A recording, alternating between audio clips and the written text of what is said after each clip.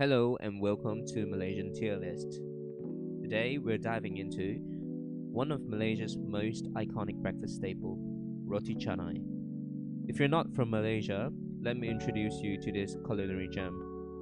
Roti Canai is a flaky, buttery flatbread with Indian roots, typically served with curry, dal, and sambal. It's crispy on the outside, soft and fluffy on the inside. And guess what? It's not alone. There's a whole family of roti varieties waiting to be ranked today. Let's start with the simplest member of the Roti Canai family, Roti Kosong. Now don't be fooled by the name. Kosong means empty in Malay, but this roti is anything but bland. It's just the most basic version, made with just flour, water, and a bit of oil. For me, it might be weird, but I think it deserves an S tier ranking. Sometimes, simplicity is everything. It's not overloaded with toppings, and on its own, it's just a perfect ratio of crispy on the outside and fluffy on the inside. Most of the time, you're not eating it on its own, but paired with curry or dal, and that combination is where it really shines for me. Together, it just works. Okay, now let's get into the part that might ruffle a few feathers, the sweet roti varieties. I'll be honest with you, I don't have the biggest sweet tooth as I've mentioned before, so I'm tackling this first. That way, by the end of the video, even if I've offended some of you, maybe you'll have forgotten about it, or at least, hopefully, forgiven me. So let's begin with Roti Bom. This is a thicker, sweeter version of Roti Canai, made with extra butter and sugar worked into the dough. It looks smaller, but to me, it feels heavier, like some sort of calorie bomb. Pun not intended, by the way. I'm rating it at a B tier. The reason? Out of all the sweet ones, I don't really mind it, but I don't see myself ordering it most of the time. Next, we have Roti Pisang. This is Roti Canai stuffed with pisang or banana, giving it a sweet, fluffy flavor. It's warm, soft, and has a caramelized sweetness from the cooked bananas, similar to the flavor you get from pisang goreng or like fried banana fritters. For me though, it's not something I'd go for often either. I put it in B tier as well. Moving on, we have Roti Planta. This is Roti Canai with a generous spread of margarine or planta, as it's commonly called, named after a popular margarine brand here. There's a rich, buttery or margarine flavor that makes it a favorite among many of my friends.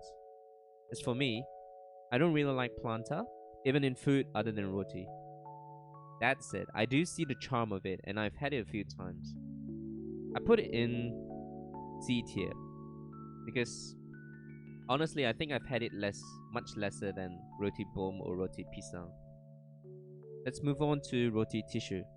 It's a paper thin, crispy roti, hence the name, like tissue, that's stretched until it's almost transparent and then shaped into a tall cone and sprinkled with sugar.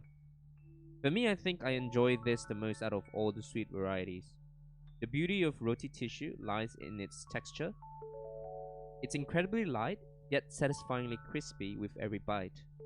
Unlike the heavier, sweeter options, it gives you that perfect balance of sweetness and crunch without feeling too overwhelming. So it's an A tier for me. Now, let's talk about Roti Milo. This is sweet roti stuffed with a mix of Milo powder and sometimes condensed milk, creating like a chocolatey, creamy feeling that's irresistible for many. Personally, it's too sweet for my taste, and sometimes you end up with the grainy, unmixed texture of the Milo powder, which I really don't like. I will have to put it in the D tier. Okay, we're now finally done with the sweet ones, so now on to the savory ones. First up in the savory gang, we have Roti Telur. This is Roti Canai with telur or egg, cooked into the dough before it's folded and cooked to perfection. It has like a crispy exterior with a soft eggy center that makes each bite a comforting, savory experience. I think this one's a classic for me. It's one of my more common orders. I'm gonna put it in the A tier because there's other varieties that I enjoy much more than Roti Telur. Next up, we have Roti Bawang. This is Roti Canai with onions mixed into the dough, giving it an aromatic flavor. I feel bad, but I'm going to put this in the D tier because um, I really like onions, but the thing is, a lot of restaurants don't fully cook the onion, so there's still this like raw, pungent onion bite to it that I'm not really a fan of. I've had it once or twice in the past, but I've never ordered it again since then. Okay, now we have roti telur bawang. It's basically what you get if roti telur and roti bawang had a baby. Roti with eggs and onions, basically. As I've mentioned earlier, I really like onions, and somehow when they're cooked together like this, it's just perfect for me. I think maybe it's because while the egg is cooking, the onions also get cooked, bringing out the natural sweetness of the onions. The flavor is reminiscent of like an onion omelette, and that's a combo I really enjoy. It's an easy S tier for me because this is probably my most ordered roti. Next, we have roti jantan. Jantan means meal in Malay, and the name is actually like a double meaning. So while telur means egg, it can also refer to the meal's nuts. So the name is a playful nod to the idea of two eggs equals to, the meal. It's basically roti telur but with two eggs instead of one. For me, I think one egg is just the right amount, but when you add the second egg, it turns into like a chewier version, like doughier version of roti telur, and that's just not my cup of tea. Well, I can see the appeal for those who love eggs. It's a B tier for me, sadly. Okay, next up, we have roti plaster or roti tampao. This one is pretty unique. It's essentially roti canai with fried eggs stuck on top of it, like a plaster or like a bandage. The egg is usually cooked sunny side up, with the yolk staying intact, making it a bit messy but delicious. I'm going to rank this at an S tier because unlike roti telur, which makes the overall roti chewy, roti tampao retains the crispy texture of the roti while giving you the creaminess of the uncooked yolk. For me, it's the perfect balance of crispy and creamy, and that's why it's an easy win for me. Next up, we have roti sarang burung, which translates to bird's nest roti. This one is where the dough is shaped into a nest-like pattern with a small well in the center, and then the center is filled with two sunny side ups. It's a bit like a roti plaster or tampao, but the dough gets rolled up, and again it makes it a bit chewier, slightly losing the crispiness, which I don't really like as well. So I'm gonna put it at a B tier. Though I would say that the two eggs is definitely a plus point, and when it's not mixed into the dough like roti jantan.